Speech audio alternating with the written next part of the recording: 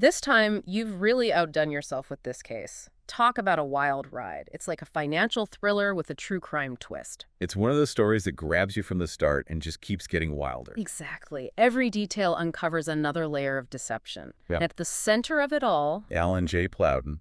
this guy was living the high life, but little did anyone know. He was funding it all through a series of elaborate mortgage scams. He was a master manipulator, able to convince even seasoned financial institutions to hand over millions. So walk us through it. What was his game plan? How did he pull it off? Well, Plowden was really a product of his time. The early 2000s saw a boom in the mortgage industry, and like many fraudsters, he exploited the system's weaknesses. Kind of like finding a glitch in the financial matrix and exploiting it for all it's worth. Precisely. He created these phantom companies, complete with fake addresses and everything, just to secure loans. Wait, so these companies, they weren't even real? Not in the slightest. They were just a smokescreen, a way for him to siphon money from lenders who thought they were dealing with legitimate businesses. It's incredible how easy it seemed for him to manipulate the system. That's the thing about fraud. It often hinges on exploiting trust and taking advantage of loopholes. And Plowden was a pro at that. So he'd create these fake companies, get the loans approved, and then what? How did he turn those loans into spendable cash? That's where his scheme gets even more intricate. He'd convert the loan money into prepaid cards. Prepaid cards, like the ones you can pick up at the grocery store. Exactly. And back then, they weren't as closely monitored as traditional debit cards, making them much harder to track. A perfect tool for someone looking to move money under the radar. Exactly. He would then systematically withdraw the money, little by little, through ATMs all over the place. Talk about covering your tracks. So how much are we talking about here? How much money did he actually manage to steal? From Countrywide Financial alone, he pocketed a staggering $1.4 million. $1.4 million. Just from one company. You'd think that would set off some serious alarm bells. You'd think so. But his methods were surprisingly effective. And he didn't do it all alone. Plowden had a mysterious associate, a man named David Taylor. Ah, yes, David Taylor, the enigma wrapped in a riddle, shrouded in a mortgage scam. What did your research uncover about this guy? Even with all the information available, Taylor remains a shadowy figure. We know he was found with a fake passport and documents directly tying him to Plowden's schemes. So he was definitely in on it, but to what extent remains a mystery? It's hard to say for sure, but his presence adds another layer of intrigue to this already convoluted case.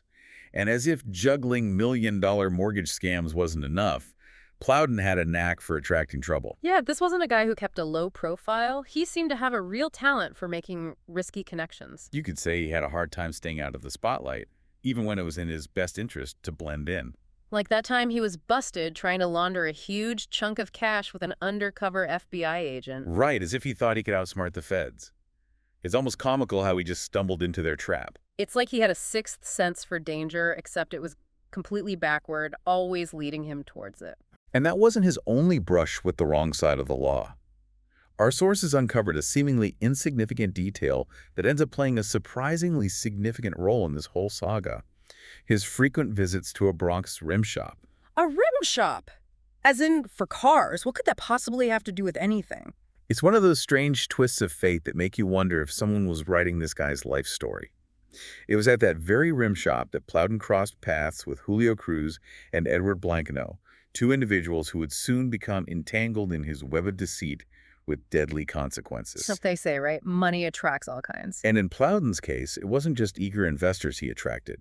His lavish lifestyle, built on ill-gotten gains, caught the eye of someone looking for a way out, someone willing to take a gamble.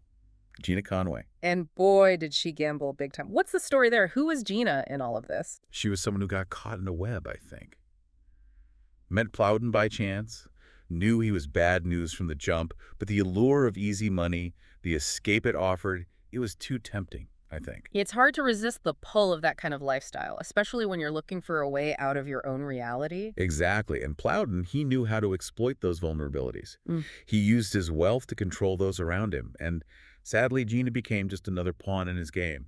A classic case of a wolf in sheep's clothing, using his ill-gotten gains to lure people in. Precisely. Yeah. But Gina wasn't the only one drawn to Plowden's world.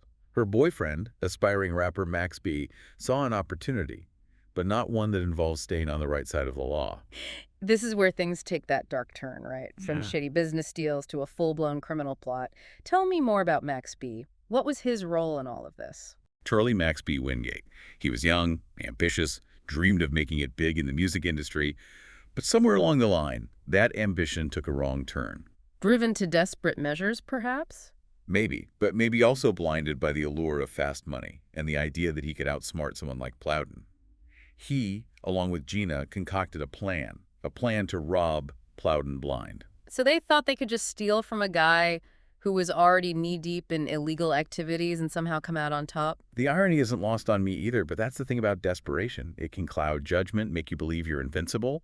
They thought they could disappear with his cash and start a new life. Max B even brought in an associate, Kelvin Leerdam, to help. And that's where those chance encounters, those seemingly insignificant connections Plowden made, come back into play, right? The ones at that Bronx rim shop. Exactly. It all went down at a Holiday Inn in Fort Lee, New Jersey. Max B sent Gina and Leerdam to do the deed. But here's the kicker. Giselle Neves, the woman connected to those guys from the rim shop. She was already in on a separate scheme, a plan to steal Plowden's car. Talk about a recipe for disaster. Wait, so you're telling me that on top of everything else, there was another layer of scheming going on? It's like a bad joke, except with real-life consequences. Tell me about it. Leerdam enters the room, gun drawn, demands the cash, but Plowden, cool as a cucumber, claims he doesn't have it on him, says his partner, David Taylor, is the one with the money. Hold on. Let me get this straight. They plan to rob this guy who's already involved in who knows how many other schemes, and he doesn't even have the money on him. This is insane. It gets worse. David Taylor, completely oblivious to the chaos unfolding, walks right into the lion's den. Oh no, you know what's coming next. A confrontation, a struggle, a shot fired. David Taylor, cut in the crossfire of this whole mess, ends up dead. All because of a robbery gone wrong, a plan fueled by greed and desperation. And you know what gets me? Those seemingly insignificant connections, they often have the most explosive consequences. Plowden's lavish lifestyle, his need to flaunt his ill-gotten gains, it drew in Gina, who brought in Max B, who then involved Kelvin Leerdam. It's like a domino effect, one bad decision leading to another. It really highlights how interconnected our lives are, how even the smallest choices can have ripple effects we could never anticipate. So now we have a man dead, a tangled web of lies and deceit, and a group of people scrambling to save themselves. What happened next? How did the investigation unfold? Well, the investigation itself was almost as messy as the crime. Conflicting accounts, half-truths, finger-pointing, you name it. It was a tangled mess. Sounds like a prosecutor's nightmare. Who did they focus on? Gina Conway became the key witness, the one who could tie everything together. She was there for the robbery, but remember, she was also under the influence at the time. Right, which obviously throws a wrench into things. How reliable could her testimony really be? Exactly, and to make matters worse, her story kept changing. She initially claimed she was forced into it, that Leerdam made her go along with the robbery, but then during her testimony, she backtracked, said she wasn't under duress after all. So not exactly a slam dunk for the prosecution. Did they have any physical evidence to work with?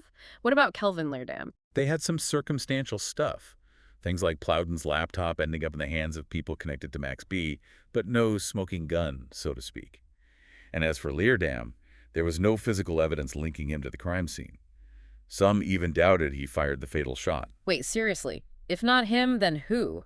Did they ever figure that out? It's one of the lingering questions in this whole case. Even Giselle Neves, remember her? The woman involved in the car theft scheme with Plowden. How could I forget? Another layer of crazy in this whole onion of a story. Right. Well, even she added fuel to the fire. She suggested that maybe, just maybe, Plowden was somehow in on the robbery all along.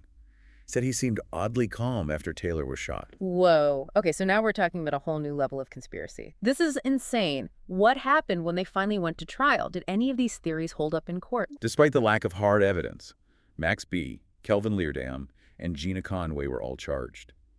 The prosecution's case hinged on Gina's testimony, shaky as it was, and those circumstantial links to Plowden. And what about Plowden? Did he manage to escape any consequences? Not quite. Remember, he cooperated with the authorities, which is probably why he wasn't charged with anything related to the robbery or Taylor's death.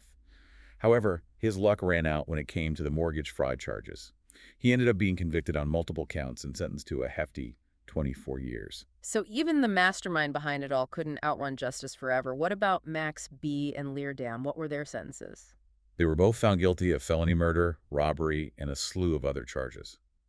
Looking back, many believe that the decision to try them together was a mistake. Their defenses contradicted each other, ultimately weakening both of their cases. A classic example of a case where everyone loses, some more than others. What about Gina Conway? What happened to her? She took a plea deal in exchange for her testimony, which is Yeah. pretty standard in cases like this. She ended up with a much lighter sentence compared to Max B. and Leerdam. It's a tragic end to a story fueled by greed, ambition, and a whole lot of bad decisions. It really makes you think twice about the price of easy money and the company we keep. No doubt. But there's another layer to this whole thing, a layer that adds a whole other dimension to the idea of ambition and exploitation in the music industry, and that's Max B's relationship with Jim Jones. Oh, right. I'd almost forgotten about that part. Didn't Jones start out as a mentor to Max B early in his career? He did. Took him under his wing, showed him the ropes, the whole 9 yards. Right. But as Max B's career began to take off, gaining recognition for his unique style and flow, well, let's just say things got complicated. So instead of celebrating his success, Jones saw it as a threat. Many believe so. There are those who say that Jones saw an opportunity in Max B's incarceration. He allegedly used his influence to gain control of Max B's publishing rights, essentially profiting off his music while he was behind bars. Talk about adding insult to injury. It's a classic story of betrayal, a cautionary tale about the dark side of the music industry. Absolutely. It really makes you wonder about the motivations at play. Was it pure greed, professional jealousy, or a combination of both? It's hard to say for sure, but one thing's for certain. This whole case is a tangled web of deceit, ambition, and ultimately, tragedy. It's a story about the choices we make, the people we trust, and the often unforeseen consequences that follow. Well said. It's a reminder that sometimes the most compelling stories aren't just about the crimes themselves, but about the human drama that unfolds in their wake. We've covered a lot of ground today, from million-dollar mortgage scams to a robbery gone wrong, and even a glimpse into the cutthroat world of the music industry. It's been a wild ride, that's for sure. But if there's one thing I hope our listeners take away from all of this, it's that the truth is often far stranger and far more complicated than fiction. And on that note, we'll leave you with this. What became of Max B's music career? Did his unique style and influence endure despite his incarceration? Or was his potential ultimately overshadowed by the tragic events that unfolded? We'll leave that for you to ponder.